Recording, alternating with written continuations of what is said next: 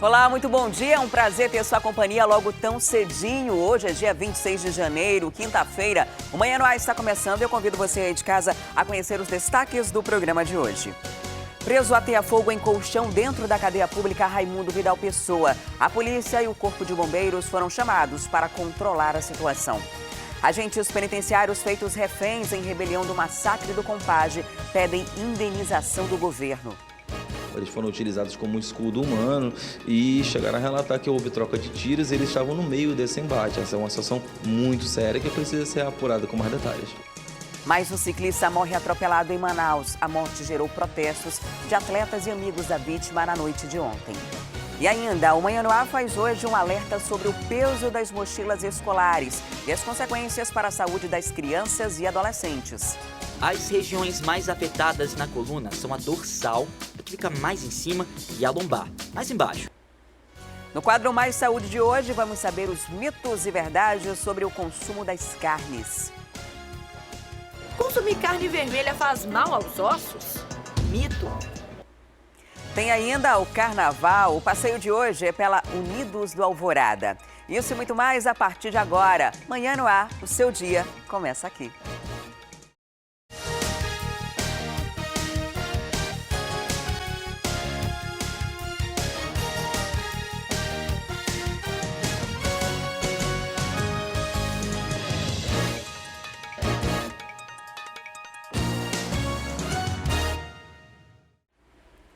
Olá, muito bom dia. São 6h02. Nós já estamos ao vivo e você de casa pode participar do programa com a gente. É muito simples. Manda para cá a sua sugestão de reportagem, denúncia, flagrante. É só enviar uma mensagem de áudio ou vídeo para o nosso WhatsApp. O telefone é o 992 25 8767. Anota aí. Entra também na nossa página no Facebook e interage com a gente por lá.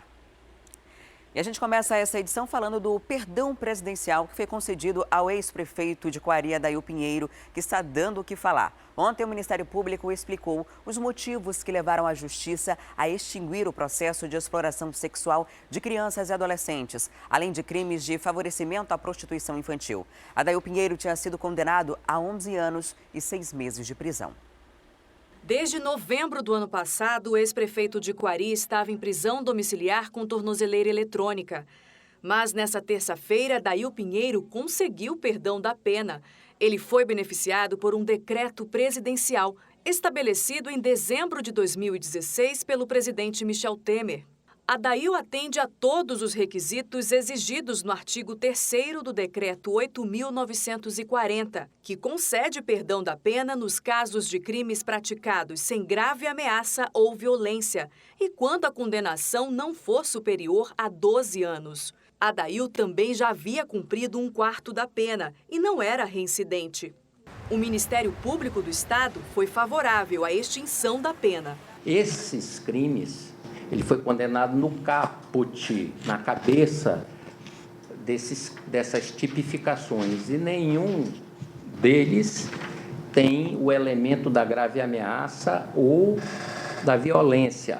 Agora, eles possuem na sua tipificação, em outros parágrafos, isso daí. Só que o prefeito ele foi condenado no caput, na sentença que foi proferida na ocasião pelo Tribunal de Justiça, pela autoridade de lá do tribunal, o desembargador que proferiu a decisão. Apesar da extinção da pena, o processo envolvendo Adail Pinheiro ainda está em curso no Superior Tribunal de Justiça.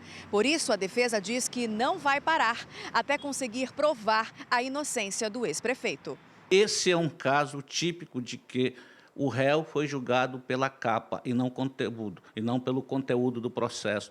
O réu foi condenado porque na capa estava escrito que o réu se chamava Adail Pinheiro, mas de conteúdo não existe absolutamente nenhuma prova contra ele, porque em se tratando de crimes de exploração sexual, é necessário que existissem vítimas, e nesse processo não existe nenhuma vítima. Isso nós vamos provar e demonstrar à Justiça e à sociedade do Amazonas.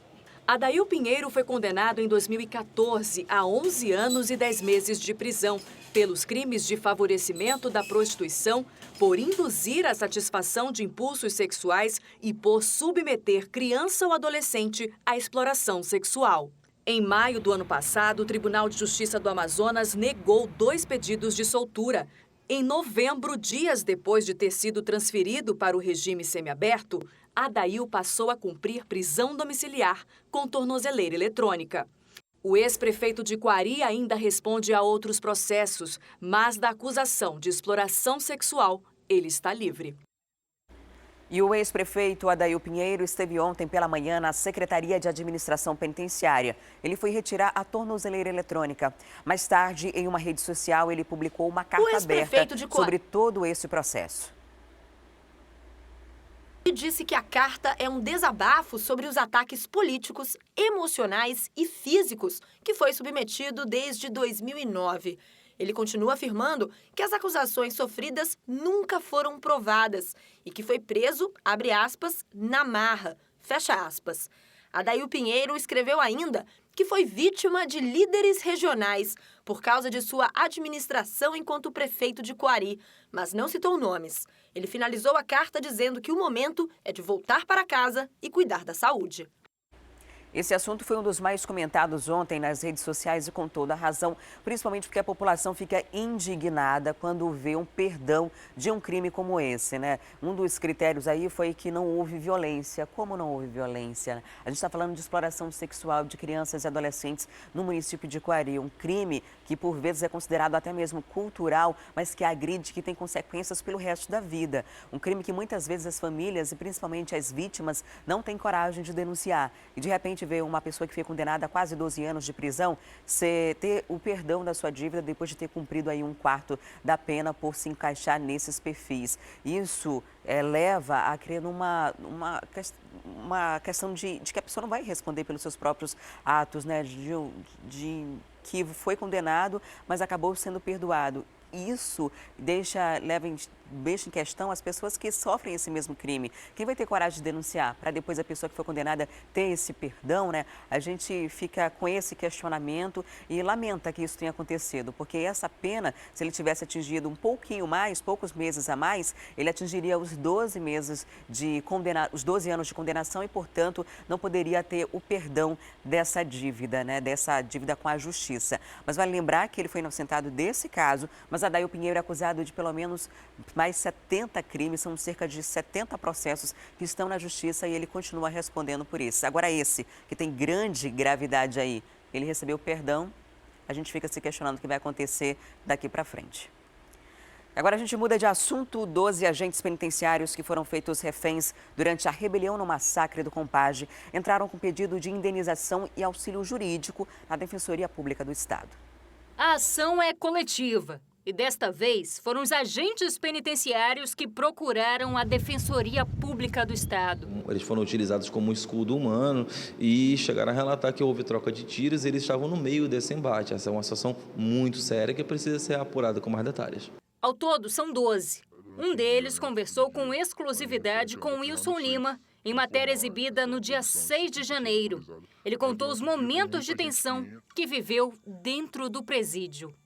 Mais de 30 mortes, não só eu, com todos os meus colegas presenciamos, que era tudo na nossa frente, eles segurando a gente aqui, e se o agente tentasse correr, ele falava que se tentasse correr, eles matavam todo mundo, e não era para a polícia invadir. A Defensoria Pública vai reunir no próximo dia 8 os agentes penitenciários feitos reféns durante a rebelião no dia 1º de janeiro no Compage e com as autoridades de segurança envolvidas no caso. O objetivo, além de esclarecer os fatos, é também identificar os responsáveis. Havendo um ato que cause dano e havendo agente seu como responsável, há responsabilidade do Estado. A priori, os elementos estão presentes. A priori, essas pessoas não deveriam ter sofrido o que aconteceu. E, desta maneira, a Defensoria Pública irá caminhar para a conversação com o Estado nesse sentido. E no início da semana, 3 turistas foram assaltados na praia da Ponta Negra. Eles foram abordados por 2 homens que estavam em um barco. Isso mesmo, um absurdo. O repórter Manuel Cardoso conta essa história pra gente. Em dias de semana, o movimento na praia da Ponta Negra é menor. Cerca de 600 pessoas passam por aqui todos os dias. Alguns preferem as áreas mais afastadas. E isso pode ser um erro, porque leva ao risco de se tornar uma vítima de arrastões que estão vindo pelo rio, como ocorreu com 3 turistas que passaram por aqui. Segundo a polícia, o roubo aconteceu neste local. Os assaltantes chegaram pelo rio. 2 homens armados que levaram celulares, máquinas fotográficas e pertences pessoais de 3 turistas que estavam visitando a praia da Ponta Negra. O assalto foi registrado no 19º DIP. Por causa do roubo, a polícia vai intensificar a fiscalização no local. A viatura que percorre aqui a área, toda a orla da Ponta Negra, todo o calçadão da Ponta Negra, vai estar 24 horas. Você precisou da Polícia Militar, essa viatura vai estar aqui para atender você. Uma situação totalmente inusitada, né? Imagina um assaltante vindo do Rio, vindo numa lancha e sair na lancha também, levando todos os seus pertences, até você acionar a polícia. A polícia teria que ter também uma equipe dentro d'água para controlar esse tipo de situação, né? E a Polícia Militar colocou um número de telefone para fazer denúncias. Então, se você tiver algum tipo de denúncia, quiser registrar sua ocorrência na área da Ponta Negra, o telefone é o 988-42-1663. 988-42-1663. Faz alguns anos que um chafariz foi construído na Bola do Mindu, no Parque 10. Só que até hoje o local está abandonado e, de acordo com os moradores nessa área aí, o monumento virou um foco do mosquito Aedes aegypti. As pessoas, elas passam por aqui, os carros vêm e vão, e eles até se acostumaram já com essa cena. Até porque esse monumento na Bola do Mindu é o próprio retrato do descaso. Para ter noção de como isso aqui está abandonado, há meses abandonado, olha só a situação dos azulejos. Os azulejos já estão ali descolando da parede. Isso aqui é um chafariz. Ali dentro está só poeira. E olha ali, mais ali na frente, olha como é que estão esses azulejos aqui, essas peças. E a quantidade de sujeira. Mas isso não é o bastante não, ó, ainda tem isso aqui, ó. Tudo quebrado, o mato já bem aparente. Além do abandono, esse local aqui na Bola do Mindu virou um local perfeito para proliferação de doenças. O medo do povo aqui adjacentes é o medo da dengue, da zika e de tudo mais. Inclusive tem senhoras gestantes que têm terror a isso. E eu mesmo já peguei uma vez aqui e tenho medo, né? Eu moro aqui há mais de 30 anos. Mais de 30 anos? Exatamente. Então viu bem de perto como era isso aqui antes da construção desse monumento? Com certeza. Era uma praça de alimentação mal arrumada, é claro, né? Mas pelo menos funcionava, né? Agora não funciona nada. Até hoje nunca foi justificado por que foi gasto tantos milhões nessa obra faraônica e está aí sem utilidade nenhuma, servindo até de esconderijo e de piscina para o pessoal que vem, esses meninos que vivem na rua, tomarem banho, entendeu? E já levaram várias peças. A fortuna que foi gasta aí, na verdade, não justifica tudo que foi gasto aí, porque já roubaram também as bombas, as pedras de mármore que tinham, coisas lindas. Foi feita uma obra bonita, mas sem utilidade até hoje nenhuma. Lembra a última vez que alguém do órgão responsável veio aqui para fiscalizar isso, para dar uma resposta para você? Já veio, não posso precisar para você a data, mas ano passado eu lembro que tiveram aí, filmaram na verdade. Até hoje, infelizmente, não tomam providência em relação a isso. Vocês continuaram reclamando e mesmo assim, nada? Exatamente. Continua sendo feitas denúncias, são inúmeras denúncias em relação à proliferação de mosquito, da dengue, da zika, né, e outros. E até hoje nada é feito, nada foi feito ainda. O morador aí da área fez uma descrição de que essa é uma obra faraônica, e de fato é isso mesmo. Isso aí antes era uma praça de alimentação, um centro comercial. A prefeitura, na gestão do prefeito Amazonino Mendes, indenizou todas essas pessoas para tirar dessa área, para construir esse monumento que não tem explicação, né? Foi investido uma fortuna, ele não funciona, muita gente até não entende que aquilo deveria ser um chafariz, deveria cair água ali daquela parte de cima dessa obra aí no Parque do Mindu, e até agora isso não acontece. O pior é que a prefeitura, a atual gestão, deixa degradar.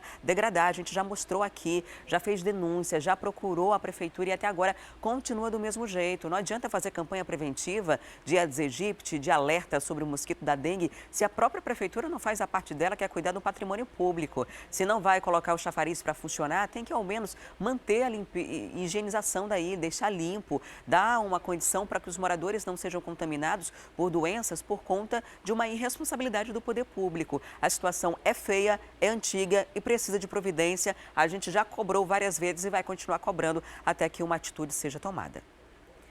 E os moradores da antiga Rua 2, no bairro Petrópolis, estão há uma semana sem água nas torneiras. Eles já procuraram a concessionária responsável pelo abastecimento, mas até agora nada foi resolvido. Essa aqui é a Rua Doutor Análio de Rezende, também conhecida como Rua 2, aqui no bairro Petrópolis. O problema dos moradores que moram aqui é a falta de água há mais de uma semana. E não é apenas nessa rua aqui não, nas outras ruas, os quarteirões aqui em volta, essas pessoas estão há mais de uma semana sem água. Pessoas como a dona Yolanda, que está aqui, como é passar uma semana sem ter água na torneira. É muito ruim, porque a gente paga, se a gente não pagasse, tudo bem. A gente paga a água e a gente necessita de água para fazer comida, lavar roupa e tomar um banho, limpar a casa. E hoje ninguém tem isso. A única alternativa que os moradores aqui da Rua 2 têm para ter água em casa são essas torneiras aqui, de um poço artesiano, água cedida por um dos moradores que fez o poço e colocou à disposição da comunidade. Se não tivesse essa torneira aqui, se não tivesse esse poço, de onde vocês teriam como ter água em casa? Não, a gente não ia ter como. Aqui é o único local que tem como a gente pegar água. Se não fosse a generosidade desse vizinho? A gente não ia ter água para tomar banho, para beber, nada. Essa é a nossa situação. Vocês entraram em contato com a concessionária, com a Manaus Ambiental? O que foi dito para a comunidade? Eu liguei para lá, a moça disse para mim dessa forma, esperou passar 5 dias para me ligar, quer dizer que eu tenho que lembrar o compromisso deles com a gente, porque conta chega todo mês. E as contas são absurdas de vento na torneira, porque se tu entrar na minha casa, tem louça para tudo que é lado. Porque não tem condições de a gente estar pegando água aqui e estar carregando. Pode ver, ó, se não fosse esse vizinho, como é que a gente estaria aqui? E a gente liga e eles só falam isso. Ontem veio um carro da Manaus Ambiental, o que ele falou para mim, para o meu esposo ali, que eu parei ele, para conversar com ele, ele fala que fazem manobra, que eles estão fazendo manobra, que eles desligam lá para dar água para outro pessoal e a gente fica como? Enquanto o problema na Rua 2 é a falta de água, aqui na Rua 3 o que acontece é um desperdício. E segundo os motoristas dos ônibus aqui do terminal, eles dizem que essa situação já está assim há mais de uma semana e que técnicos da Manaus Ambiental já vieram aqui, mas eles apenas sentam e ficam observando. Enquanto isso, um volume muito grande de água está sendo desperdiçado aqui na Rua 3, enquanto na Rua 2, um pouco mais acima, os moradores estão sem água na torneira. E pior que em situações assim, é preciso mesmo comunicar a Manaus Ambiental.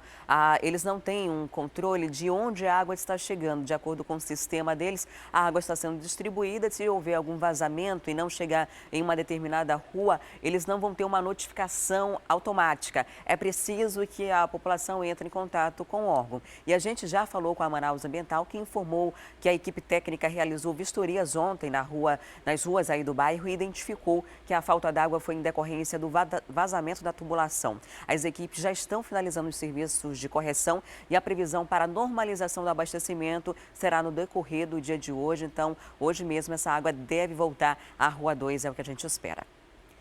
E nesse período de chuvas, o famoso inverno amazônico, a Defesa Civil do município descobriu uma maneira interessante para auxiliar moradores de áreas de risco. E com a ajuda dos próprios comunitários, a partir de agora, voluntários vão atuar de forma preventiva nas comunidades onde há risco de desmoronamento de barrancos e soterramento de casas. Vamos ver. Esta é a segunda casa do seu Ivo. A outra foi destruída durante uma chuva. E neste mês, por pouco, ele não reviveu a mesma cena. Em 2013 foi a primeira e agora foi essa outra agora. Só que não atingiu ainda realmente a casa, né? Mas que é preocupante que caiu do lado aí tudo, né? E a família não quer mais ficar aqui, é ruim, né? Tem que sair. Já aluguei, estou morando no alugado já. Mas nem todos tiveram a mesma sorte. Só aqui no Beco do Pescador, no Mauazinho, 6 casas ficaram assim.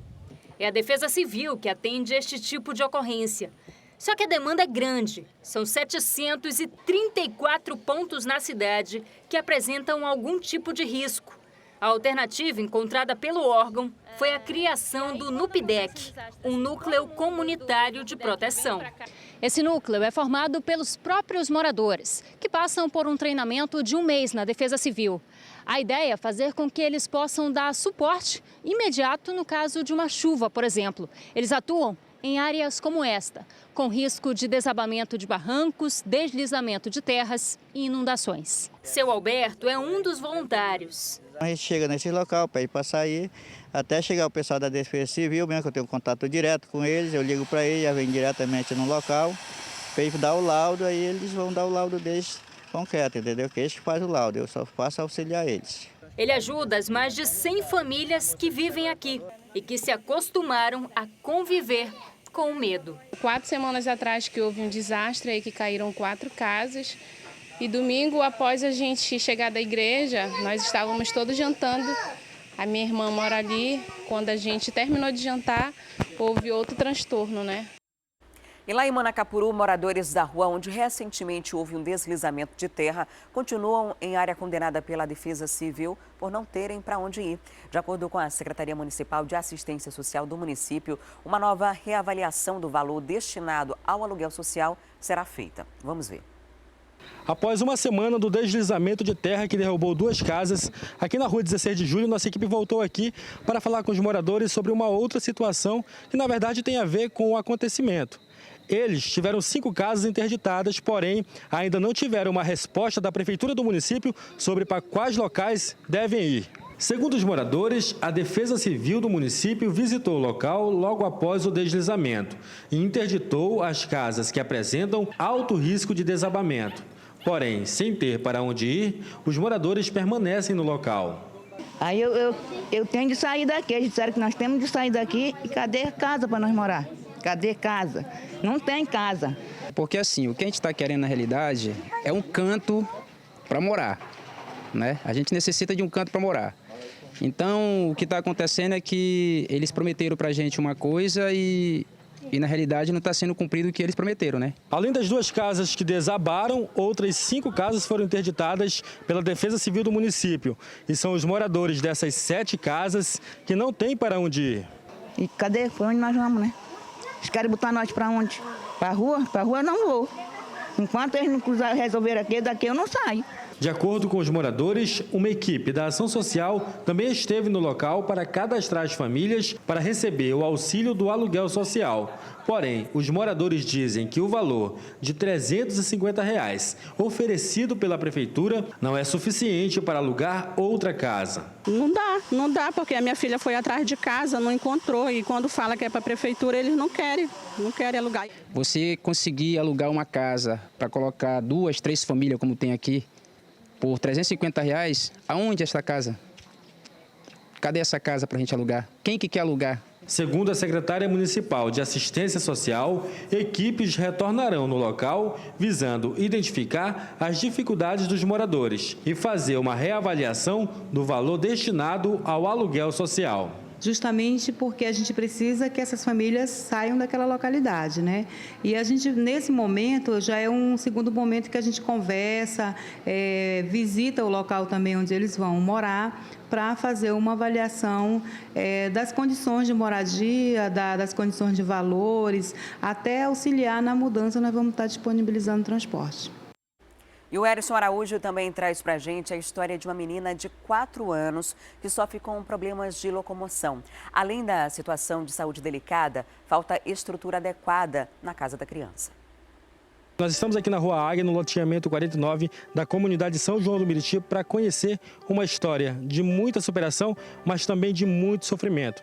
É a história da Brenda Letícia, de 4 anos. E eu convido você para, junto comigo, conhecer um pouco dessa história.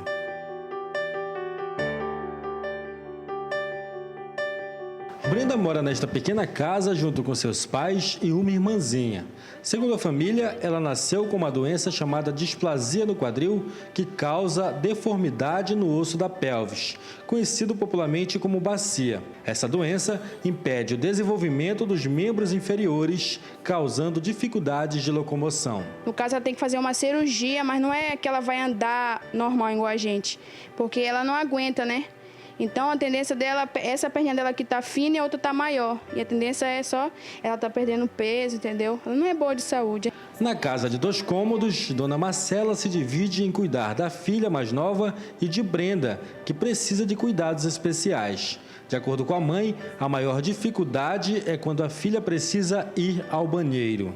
Devido que ela faz as necessidades dela em pé, xixi e cocô em pé, né? Eu tenho que ajudar, porque ela não consegue se abaixar devido ao problema da bacia dela. Segundo Dona Marcela, como a casa não tem banheiro, é assim, e nesse local que Brenda faz suas necessidades fisiológicas.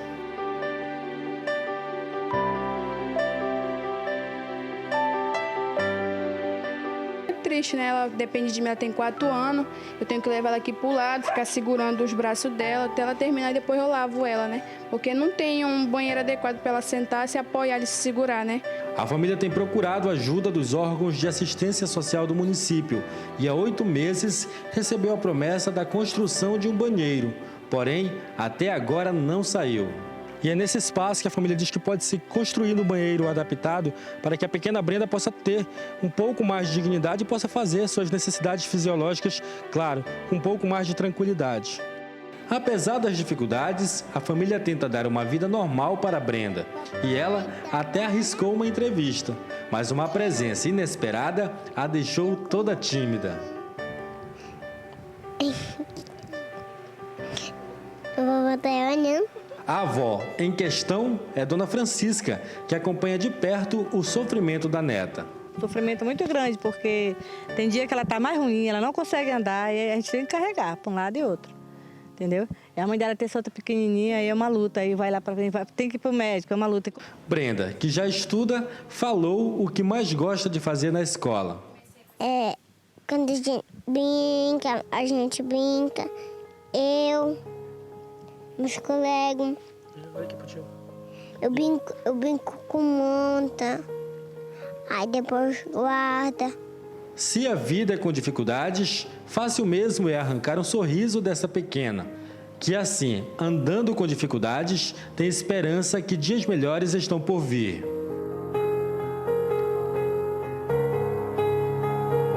Nossa equipe procurou a Secretaria de Obras de Manacapuru para buscar uma solução para o problema da Brenda. E as notícias são animadoras. Então, nós vamos trabalhar junto com a Secretaria de Ação Social, né? Vamos fazer uma visita no local, ver qual é a melhor forma de construir esse banheiro, né? E vamos fazer o orçamento e passar para a Ação Social para elas fazerem o mais rápido possível essa construção. Porque não pode ficar nessas condições que a criança está lá hoje, né? Pelo que a gente viu num vídeo, né? Não pode ficar dessa forma.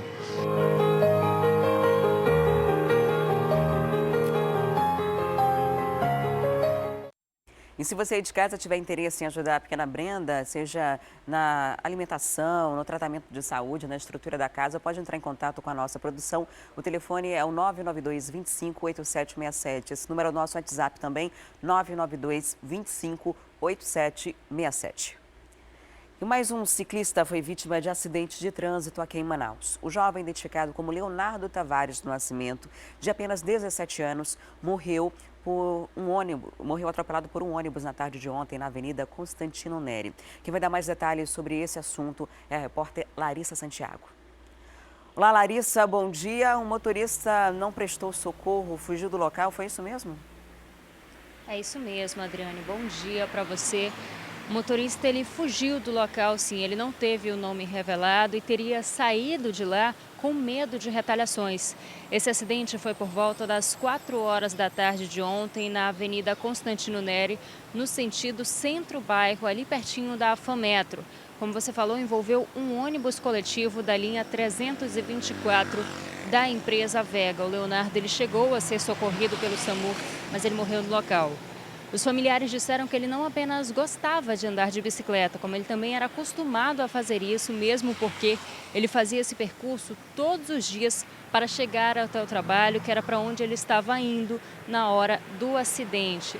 No mesmo dia, houve um protesto durante a noite, onde eles tentaram cobrar do poder público políticas públicas para garantir a ciclomobilidade aqui na capital amazonense. A gente sabe que esse não é o primeiro acidente que nós noticiamos aqui, que outros ciclistas também já morreram em circunstâncias parecidas. A gente espera, é claro, que alguma coisa seja feita para evitar que novos acidentes aconteçam, que mais ciclistas morram.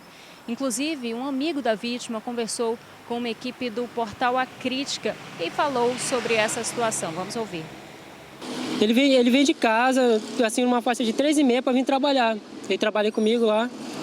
Só que nesse horário, a patroa dele vinha passando, ela falou: "Ah, o Léo tá vindo cedo para vir trabalhar". Na hora que eu dei uma olhada foi na hora que o ônibus bateu ele, entendeu? É que os motoristas de ônibus não têm respeito pela gente. Eu tenho várias marcas no corpo, assim, de vários acidentes, que nem o carro mesmo não respeita a gente no trânsito. Infelizmente, depoimentos como esse acabam sendo comuns, né? Quem nunca conversou com um ciclista que tenha comentado que passou por uma circunstância parecida, que quase foi atropelado, ou que quase caiu, ou que foi imprensado na sarjeta, enfim, alguma coisa desse gênero. Todo mundo que conversou com o ciclista já ouviu algum depoimento parecido como esse. De qualquer forma, o Sinetran disse que vai investigar as circunstâncias desse acidente. Já a empresa Vega, que é da linha 324, diz que vai prestar todo o apoio necessário à família. A gente sabe que nada vai servir de consolo para essa família, que nada vai suprir essa perda, mas é o mínimo que pode ser feito, né, Adriane? Volto com você. Com certeza, Larissa. E esse problema aí é um problema muito recorrente. Eu tenho vários amigos ciclistas e é uma realidade que o amigo aí do Leonardo falou, de falta de respeito mesmo. Tem que se manter 1,5 metro de distância do ciclista. Muita gente acha que o ciclista só pode pedalar numa ciclovia ou numa ciclofaixa, e não é não. O Código de Trânsito Brasileiro prevê como modal de transporte. Ele pode circular em qualquer avenida, mesmo que não haja uma avenida isolada para ele. E não tem que andar na beira da pista não, tem que ser no meio ali para ter essa garantia. E quem estiver atrás, que reduza a velocidade, que espere um momento adequado para fazer a ultrapassagem, porque isso não pode continuar acontecendo. São várias pessoas que morrem por imprudência de outros motoristas, e nesse caso o motorista ainda não prestou socorro, né? Mais um absurdo, e a gente espera que haja uma política. No ano passado, o Detran, também junto com algumas empresas de ônibus, chegaram a fazer o processo inverso. Colocaram o motorista de ônibus numa bicicleta e passando um ônibus do lado daquele fino corretivo que eles mesmos chamam, né? Para ver se eles entendiam como é estar do outro lado. Mas parece que não funcionou, né, Larissa? Infelizmente não, né, Adriane? A gente espera que mais atitudes desse gênero sejam tomadas, né? É uma questão de consciência, né? Como você falou, os ciclistas estão assegurados pelo Código de Trânsito Brasileiro. Tem que ficar com 1,5 metro de distância, gente. Não tem o que fazer. Eles fazem parte do trânsito, eles podem circular normalmente, o que é ótimo, né? A gente tem um trânsito caótico todos os dias. Quem nunca enfrentou um engarrafamento? E aí, tem que dar preferência para o transporte público. E aí tem greve. E aí ele não tem estrutura adequada. E aí você fica 1 hora esperando na parada de ônibus. Aí o que a pessoa faz? Dá preferência à bicicleta. E aí acontece isso. Complicado, né, Adriane? As pessoas têm que ter mais consciência. Todo mundo tem espaço no trânsito, gente. O pedestre, o ciclista, o motociclista e o ciclista. Tem espaço para todo mundo. É uma questão só de se respeitar, né, Adriane? Volto com você. Com certeza, Larissa. Muito obrigada pelas informações. E nós aqui do Manhã no Ar prestamos solidariedade à família da vítima desse acidente. E a gente volta a falar da novela do transporte coletivo. A Prefeitura deve anunciar logo mais às 10 horas da manhã o valor do reajuste da passagem. A mudança foi discutida ao longo dessa semana em reuniões com o Sindicato dos Rodoviários e empresários. E para falar mais sobre esse assunto, eu converso agora ao vivo com Danilo Alves. Olá, Danilo, bom dia. A pergunta que todo mundo quer saber: quanto vai ser a passagem a partir de agora? Já se tem ideia? Bom dia, Adriane, bom dia a todos. Boa colocação que você fez, viu? Uma novela do sistema de transporte público. E não, a gente ainda não sabe qual vai ser o novo valor da passagem de ônibus. Isso porque a prefeitura, junto com os empresários e a imprensa, devem aí com uma reunião anunciar justamente esse novo valor. Agora a gente está aqui no Terminal 1, onde um pouquinho mais das 6h30 da manhã, as pessoas que utilizam o transporte estão indo para os seus compromissos, para a aula, enfim, estão aqui no terminal para poder pegar o transporte coletivo.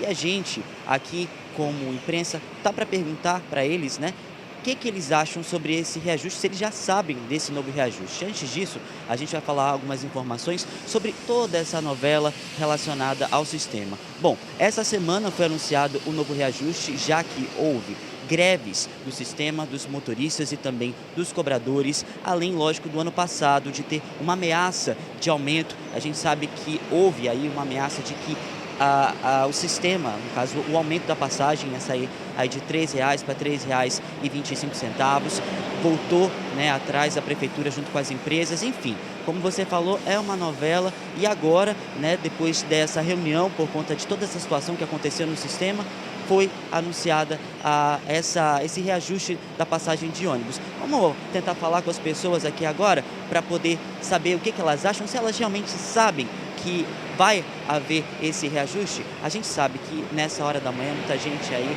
está querendo logo chegar no seu compromisso, a gente vai tentar falar com alguém. Olha só, vamos falar aqui com esse senhor. Bom dia, senhor. Tudo bem? Eu queria saber o que o senhor já sabe que vai aumentar o valor da passagem de ônibus? Bom dia. Bom dia. Não. O que o senhor acha desse novo valor? O que o senhor acha que vai acontecer se aumentar a passagem? Acha que vai melhorar, vai piorar? O que o senhor acha? Estou por fora desse assunto aí. Você concorda que deve aumentar? Não. Por quê?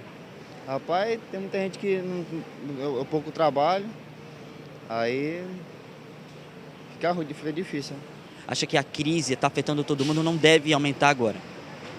Rapaz, na minha questão, na minha opinião, é a crise mesmo. O senhor usa ônibus todos os dias? Não, só no final de semana. No caso, o senhor já desembolsa aí uns R$ 3,00. Já é um custo para o senhor. Se não tiver dinheiro, não anda de ônibus. Ok, muito obrigado. Vamos tentar falar com mais alguém?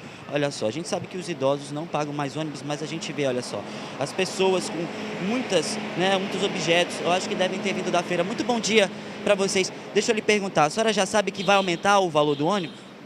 Não. O que você acha desse novo aumento, de mais uma vez aumentar? A senhora acha que vai ser ruim para as pessoas que usam aqui o sistema? É, né? Por quê? A senhora acha que o sistema hoje, os ônibus hoje não são adequados para o valor da passagem que é? O que a senhora acha do sistema de transporte aqui da cidade? Não vai aumentar porque nem todo mundo tem renda, né? Vai ficar difícil. Vai. E a senhora, o que a senhora acha desse reajuste que vai ter de novo? É complicado, né, para a pessoa que usa ônibus? É complicado porque a gente não tem como pagar, né? Quase, né? Fica difícil. É difícil.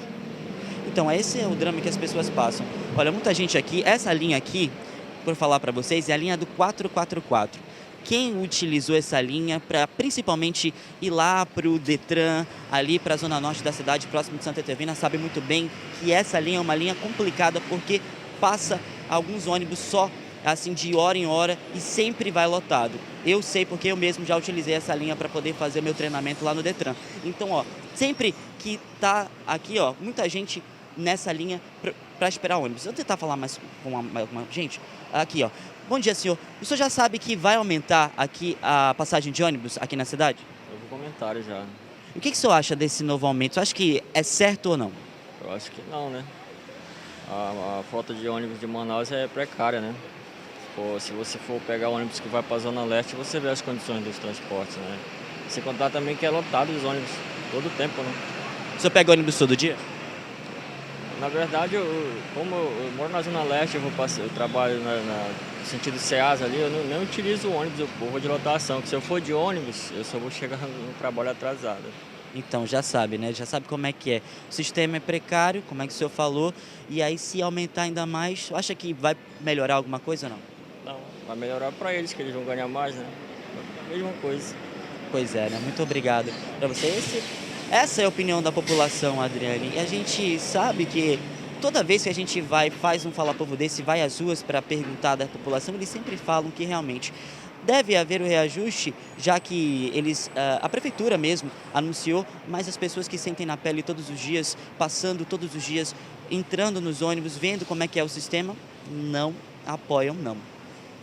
E tem motivo para isso, né, Danilo? A gente vai acompanhar ainda essa situação. A partir das 10 horas deve ser anunciado o novo valor da tarifa de ônibus. Ao meio-dia no Alô Amazonas, também no Magazine, a gente vai trazer detalhes sobre essa nova tarifa. Agora, o problema justamente é esse, a qualidade do transporte coletivo. Porque se a população pagasse um pouquinho mais, mas tivesse, de fato, a garantia de que o transporte estaria melhor, seria muito mais fácil, né? Inclusive, há movimentos já estudantis que estão prometendo fazer protestos ao longo do dia de hoje, né? Estão só aguardando aí esse anúncio da prefeitura.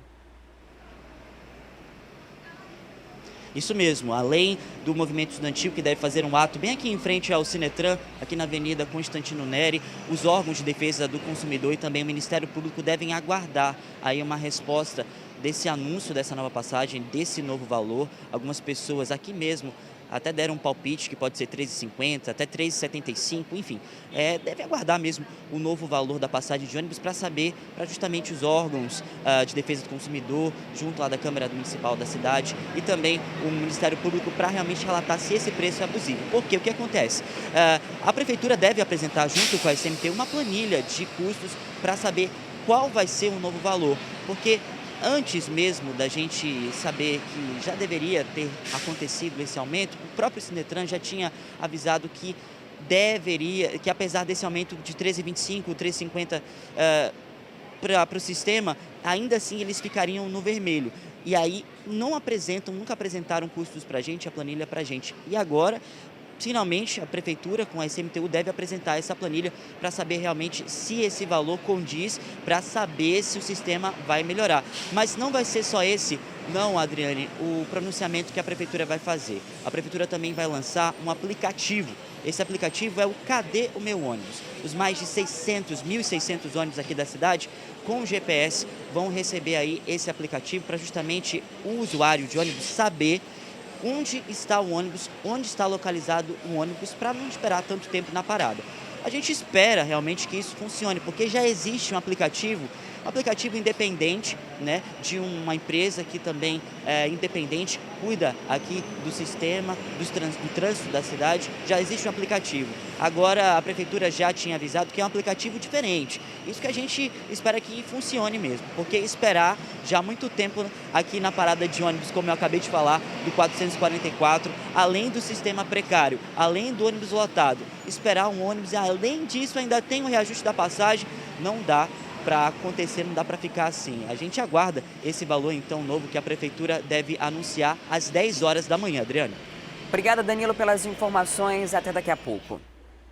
E daqui a pouco a gente volta falando sobre as mochilas. Qual o peso adequado e quais consequências de usar a mochila da forma errada para a sua coluna? Um especialista vai dar dicas aqui no estúdio ao vivo para você. A gente vai contar também a história de um preso que ateou fogo num colchão lá na cadeia pública Raimundo Vidal Pessoa. A gente vai trazer os motivos que ele teria tido para fazer isso. É um instante só, não saia daí.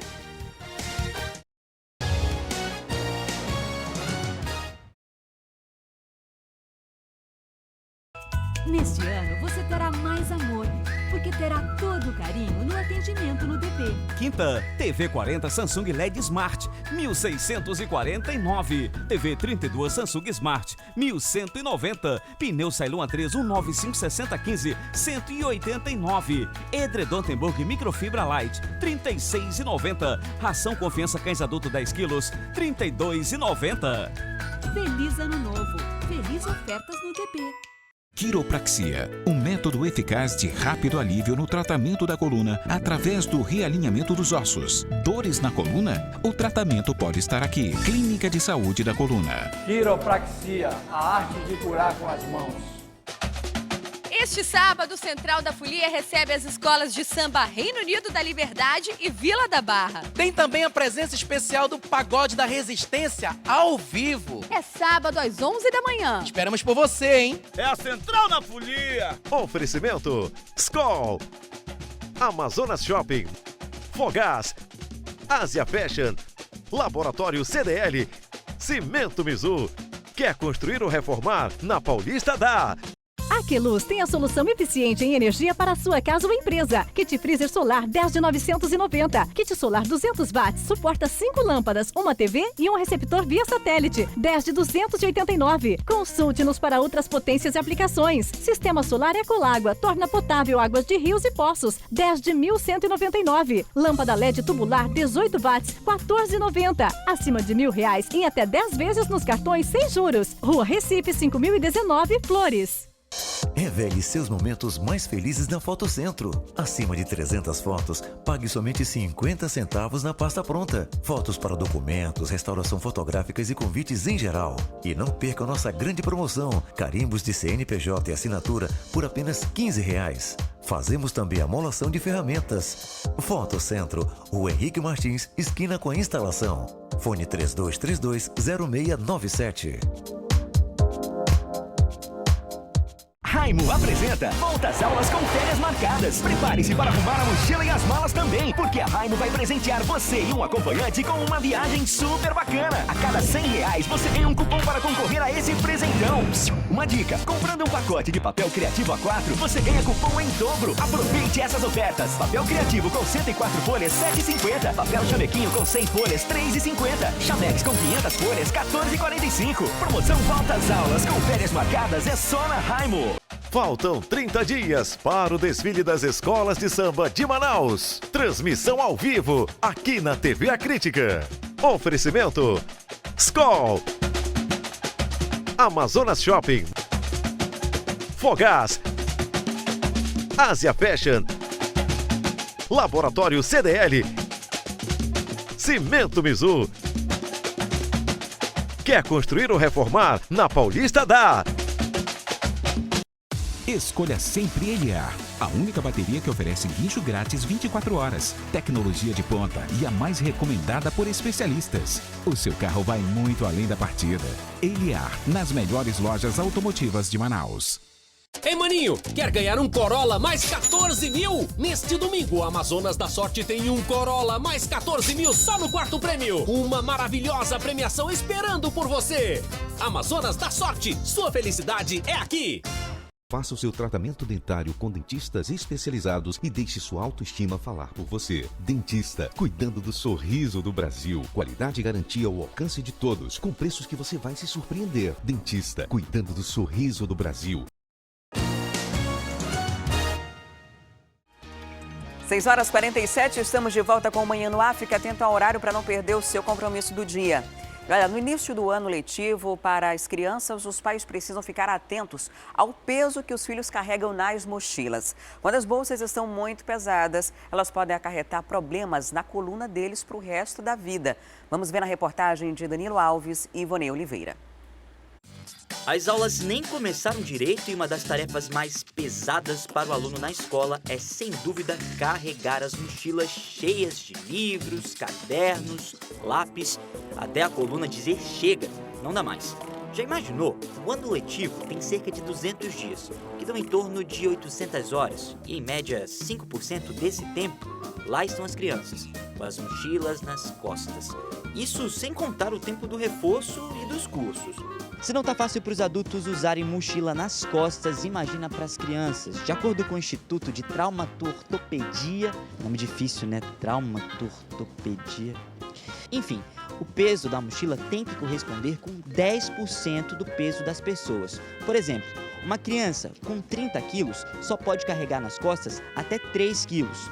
Agora imagina eu, com 6, 7, 8, enfim. As regiões mais afetadas na coluna são a dorsal, que fica mais em cima, e a lombar, mais embaixo, e podem causar doenças como escoliose e cifose. Ou seja, a criança pode ficar corcunda. Nós podemos intensificar uma curvatura na coluna pré-existente ou mesmo iniciar o quadro postural de um desvio na coluna ou dores na costa, na região bem dorsal ou na região lombar.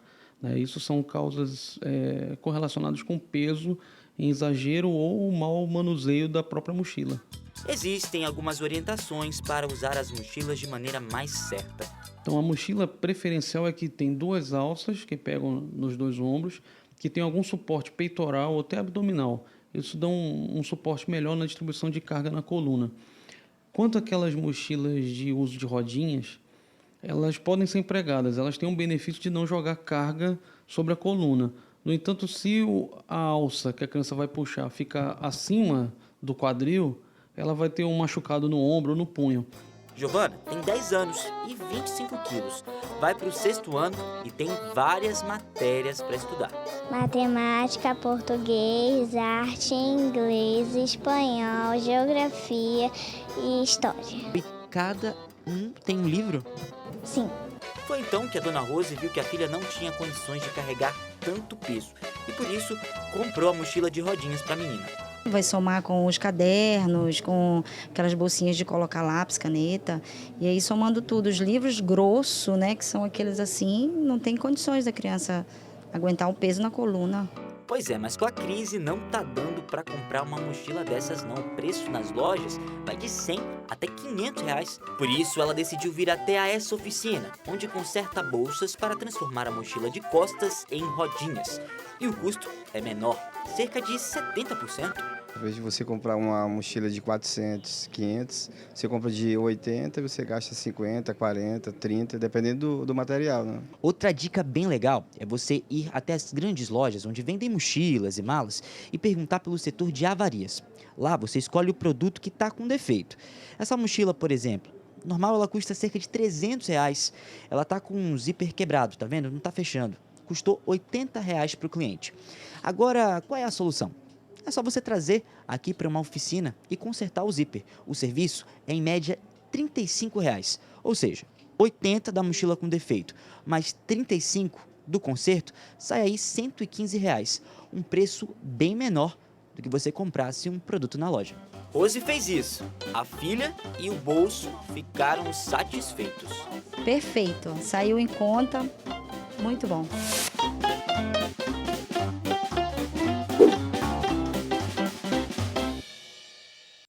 E vamos continuar falando sobre esse assunto. O Instituto Nacional de Traumatorpedia, órgão ligado ao Ministério da Saúde, já alertou. Crianças que carregam mochilas muito pesadas correm o risco de sentir dores nas costas, desenvolver postura incorreta e apresentar desvios na coluna vertebral, comprometendo a saúde até a vida adulta.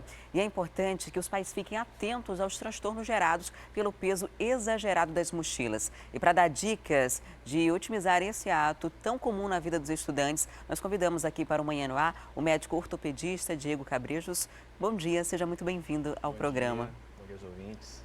Olha, é um processo que acontece todos os anos, mas na hora de comprar as mochilas, principalmente as crianças, pensam só no personagem, né?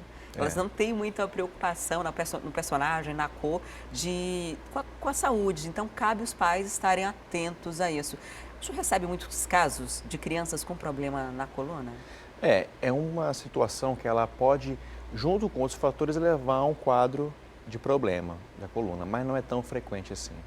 E o que normalmente acontece é o peso excessivo ou a má forma de utilizar a mochila? Eu acho que o conjunto, né? A gente tem que levar em consideração, quando a mochila está muito pesada, é como se o corpo ele fosse pender para trás, ela puxa o corpo para trás. Então, para equilibrar o peso, o centro de gravidade, a gente joga o ombro para frente e a cabeça, né? Isso força, consequentemente, toda a parte do pescoço, coluna cervical, os músculos dos ombros e da lombar também. A gente falando assim pode parecer que é um problema que vai ser só no momento do uso da mochila ou durante o período escolar, mas ele pode ter consequências para a vida adulta. Inclusive, esse alerta já foi feito pelo Ministério da Saúde. Que tipo de lesões a criança ou adolescente pode manifestar na coluna? Quais são as mais comuns por conta do uso inadequado da mochila? Bom, em primeiro lugar, são aquelas alterações mais rápidas, né? Que é dor, principalmente na região dos ombros, do cansaço, dos tendões dos músculos, dor na região lombar. Só que a gente tem que levar em consideração que ela carrega essa mochila por muito tempo, durante muitos anos, né? Então, isso ao longo do tempo, como você falou, pode levar a problemas mais sérios, mais crônicos. E principalmente são os chamados desvios posturais, o aumento da cifose, da lordose, uma piora de uma escoliose, que isso também ao longo do tempo vai causando uma piora do quadro de dor e pode levar um quadro na idade adulta a uma doença mais grave, né, como uma hérnia de disco também. Hérnia de disco. Eu vou deixar minha ficha aqui, que a gente está aqui com uma coluna. E essa parte vermelha aqui seria uma hérnia de disco, né? Isso. Vamos explicar para quem está em casa o que é esse problema de saúde na então, coluna. aqui a gente está vendo essa estrutura mais clara que é o osso, certo? Entre um osso e o outro, a gente tem esse disco, que é como se fosse uma borracha, que ela funciona como se fosse um amortecedor da coluna. Os impactos são amortecidos por essa parte. Isso, é como se fosse um tecido de borracha. Quando ocorre uma lesão, um machucado por diversos fatores, o conteúdo de dentro dessa estrutura ele sai para fora, que é esse vermelho aqui, que é a chamada hérnia de disco. E ele comprime, então, esse amarelo aqui, que é o nervo, certo? E isso causa as dores, limitações e pode levar quase até de paralisia, de perda de movimento. A hérnia de disco, ela tem cura ou ela torna-se crônica? Você vai ter que conviver com esse problema? Sim, existem vários tipos de hérnia de disco, mas a princípio todos têm tratamento e cura, sim. O senhor falou de algumas oses, escolioses. O que seriam essas doenças que seriam as primeiras antes de chegar a uma hérnia, né? Porque a nossa coluna, ela tem as curvaturas normais, né? A gente tem nesse caso aqui uma coluna lombar, que a gente tem a lordose, tá? Essa aqui é a curva normal. Então, o que seria uma doença aqui? Um aumento da lordose. Tá? Então, a gente tem uma pessoa que, devido aos problemas de carregar peso, uma postura, então, em vez da coluna ser assim, ela é mais torta, certo? Você fica curvado. Isso. Isso, como a gente tem outras curvaturas, essa curvatura vai alterar a curvatura de cima. E uma coisa vai complicando a outra e, ao longo do tempo, você vai levar a problemas mais sérios, como a dor e as limitações de movimento. Em que momento o especialista deve ser procurado, doutor? Olha, criança com dor não é uma situação, digamos, normal, tá? A gente tem que levar em consideração que a criança ela tem que ter uma atividade física regular, tem que ter cuidados na questão da mochila e se ela está apresentando dor, não dá para a gente dizer que é normal. Tem que levar no especialista para fazer uma avaliação e, se necessário, alguns exames complementares. Quando a criança ainda está bem pequena, ela quer a mochila de carrinho, a lancheira. Quando ela vai crescendo, é natural que ela comece a achar que isso é coisa de criança, né? Agora está havendo até uma certa mudança de comportamento. A gente já vê em algumas universidades as pessoas utilizando a malinha, né? Usando a bolsa de rodinhas, mas há um processo de convencimento de pais que tem que ser bem grande nesse momento. A malinha de rodinhas é o mais indicado para você levar para a escola mesmo? Ou pode ter consequências, de repente, se tiver com a alça mais curta, na hora de puxar, ter que fazer uma curva no corpo? A de rodinhas, ela tem que ter uma alça que ela chegue pelo menos ao nível do quadril, da cintura, porque senão não adianta. A criança ela vai carregar de uma maneira torta, vai torcer o tronco e também pode ter consequências, né? Depende também do trajeto que ela faz. Se for um trajeto muito acidentado, que tem muitas escadas, ela vai ter que subir essa escada essa mochila de rodinha. Então, o ideal mesmo é uma mochila com duas alças, com uma alça também que prenda na frente, no tronco, no abdômen. E uma coisa interessante, tem que levar em consideração o trabalho em conjunto, você falou dos pais, mas a escola também tem responsabilidade. Então, se possível, dividir as matérias de uma maneira que ela não precise levar tantos livros no mesmo dia. Ou então disponibilizar armários na escola, para alguns livros que não precisem ser levados para casa naquele dia possam ficar na escola também. Se a gente assistir um filme norte-americano, a gente vai ver que isso é uma prática muito comum. Algumas escolas particulares hoje já oferecem esses armários também, para você não ter que levar toda aquela quantidade de livros. Agora, nas escolas públicas, principalmente, há uma dificuldade estrutural que acaba fazendo com que o aluno tenha que levar muitas coisas. E há tanta coisa para se pensar na hora que dificilmente se pensa em dividir as disciplinas pelos livros mais leves, né? É difícil mesmo. Então, por exemplo, se ela vai ter que levar vários livros, muitas coisas dentro da mochila, o ideal é que ela coloque o que for mais pesado próximo ao corpo, dentro da mochila, porque isso facilita carregar o peso também. Agora, a indicação é 10% mesmo do peso da pessoa, no máximo? Isso é um pouco controverso, mas a gente usa como regra, para ficar mais fácil, 10%. Né? Então, por exemplo, se pesa 30 quilos, a mochila tem que ter no máximo 3. 40 quilos, a mochila no máximo 4. Porque isso é uma média que a gente consegue estabelecer e ter um bom resultado. No caso da criança, ela está em fase de desenvolvimento. No adulto, também tem que levar em consideração essa média aí de peso? Tem que levar em consideração essa média também. Só que no adulto é um pouco mais difícil, né? Porque a gente sabe que, principalmente as mulheres, elas gostam de carregar muitas coisas dentro da bolsa. Bastante. E é sempre aquela moça que carrega de um lado só. Então a gente recomenda, no caso das mulheres, revezar um pouco, pelo menos, o lado e sempre fazer aquela revisão na bolsa, dá para tirar alguma coisa também. A gente vai te convidar agora para a gente ficar em pé para mostrar como a gente deve usar de forma mais adequada a mochila. O Arthur, que é o nosso colaborador, está com uma mochila clássica, né? Um padrão. Vamos chegar aqui um pouquinho do lado, Arthur, para a gente mostrar. Está usando da forma adequada? Olha, acho que em primeiro lugar, o que poderia melhorar aqui, essa mochila tem que estar um pouquinho mais alta, né?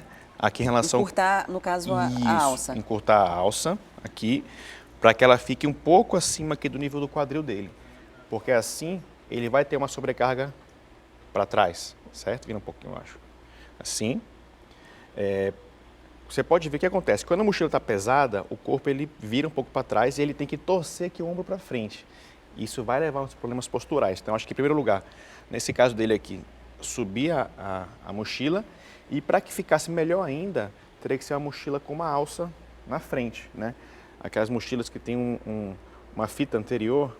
Uma alça aqui no meio, né? Para fechar. Isso, porque ela dá uma firmeza e ela encosta bem a mochila no corpo. Como eu falei, quando as coisas mais pesadas estiverem mais próximas do centro do corpo, fica mais fácil de carregar. E essa alça abdominal ela tem essa função, ela encosta bem a mochila e fica mais fácil de carregar também. Um Arthur universitário, uma prática muito comum na faculdade é tirar uma alça, né? Deixar a mochila só de um lado e às vezes ainda levar algo aqui na frente, nas mãos. Aqui piora tudo. Isso é péssimo porque vai piorar tanto a questão da curvatura para frente quanto a curvatura para o lado. Isso pode favorecer até outros problemas, uma escoliose, pode forçar até mesmo os membros inferiores, né? Então vai estar um peso desigual carregando também. Vamos simular outra situação, no ônibus, as pessoas às vezes estão em pé ali e aí, com medo de ser roubado, faz o quê? Coloca a mochila para frente. E isso aí pode também trazer consequências? Olha, ou é melhor do que botar atrás? Nessa situação específica, por uma questão de segurança, se botar as duas na frente e segurar, eu acho que não tem problema, não. Então aqui, no caso, segura aqui embaixo também? Aqui estabiliza um pouco o peso, porque vai estar distribuindo o peso e vai estar mais seguro, que a gente sabe que é importante também essa segurança, né? Ainda no transporte coletivo, está esperando ali na parada, a gente viu ainda há pouco o Danilo lá no link no terminal, muito tempo esperando o ônibus. Nessa hora, faz o quê? Coloca a mochila no chão, um pouquinho? O que puder fazer de tirar o peso. Tira o peso, alivia a coluna. Alivia o peso, melhor.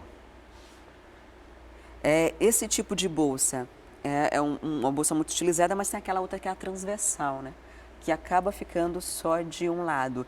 Essa bolsa só de um lado, usando de forma alternada, seria uma alternativa também? Ou usa um pouquinho do lado, tentando dividir o peso? Alternando, você, digamos, melhora um pouco a distribuição do peso. Mas realmente, em relação a ver qual que é melhor, é carregar a mochila de duas alças, porque ela vai trazer um equilíbrio para a coluna, além de facilitar o transporte do peso maior. Ok. Arthur, muito obrigada aqui pela participação, mostrando que a gente trouxe o Arthur para que você aí de casa tenha ideia de como utilizar, de fato, a mochila. Agora ele já vai encurtar a alça quando sair para ir para a faculdade para não ter problema. Muito obrigada, Arthur. A gente vai continuar aqui, doutor, porque a gente preparou também uma arte aqui no nosso telão. Essa arte sobre os problemas, que na verdade é um resumo do que a gente já discutiu aqui, né? Dores musculares são os primeiros sintomas, normalmente, desse excesso? São os primeiros sintomas, são aqueles mais agudos, né, que já sinalizam que a gente tem que ter uma atenção maior dos pais e da escola também. A gente não pode botar toda a responsabilidade em cima dos pais, a escola tem uma participação também nisso. Dores na coluna, desvio na postura. Esse desvio, o pai consegue identificar de alguma forma em casa? Eu, particularmente, fui fazer uma avaliação física e ele falou assim, você tem que ver alguma coisa nessa coluna. Você está com um joelho mais alto que o outro. Então, tem alguma coisa que o pai pode identificar para, de repente, chegar em casa já com procurar o especialista já com uma noção de que tem alguma coisa de errado? Olha, geralmente os pais, eles percebem que alguma coisa não está bem. Identificam olha, esse ombro está mais alto do que o outro, e já chegam com uma dúvida e lá a gente consegue examinar e definir realmente o que está acontecendo. Então, um alerta pode ser essa parte aqui, a altura dos ombros. A altura dos ombros, você já pode ter uma noção. Se tiver um mais em cima do que o outro, procure especialista. Com certeza. A gente tem mais outras dicas aqui no nossa arte. Não ultrapassar os 10%, que o senhor disse que é uma questão ainda que alguns especialistas questionam, mas que é para ter uma base, né? É uma boa média. Agora, a gente sabe que na prática, conseguir uma mochila de 3 quilos é bem complicado. Usar sempre as 2 alças, né? Não fazer aquilo que a gente demonstrou ainda há pouco. As alças, e de preferência as alças acolchoadas, para facilitar o carregamento do peso, porque tem aquelas que são muito duras, né? Então, procurar aquelas mochilas que tem aquela espuminha na parte de cima. Isso facilita bastante. E a outra, usar a altura correta da mochila, tem que ficar em que parte, só para a gente reforçar? Tem que ficar um pouco acima do quadril, 4 centímetros acima do quadril, que foi o que a gente mostrou agora com o modelo aqui, né? E ficando assim, você garante uma estabilidade maior para a coluna. Agora, só para reforçar para você aí de casa, a mochila de carrinho, estou em pé aqui, ela tem que estar essa altura aqui? Na altura do quadril também. A altura do quadril, tem que ficar mais em cima ainda. Vai ter que torcer o tronco para carregar e vai ter também outras consequências. Muito obrigada por sua visita aqui no Manhã no Ar, por trazer esses esclarecimentos para a gente e fazer o alerta aí para os pais, né, para todo mundo que está em casa. Eu que agradeço o convite. Bom dia. E olha, a gente vai fazer um intervalo, daqui a pouquinho a gente volta com mais notícias. Tem um quadro de saúde, a gente vai falar sobre os tipos de carne. Você sabe qual é o melhor? Será que a carne vermelha é a grande vilã? Será que a carne branca é tão indicada? A gente traz essas respostas para você daqui a pouquinho. Não saia daí.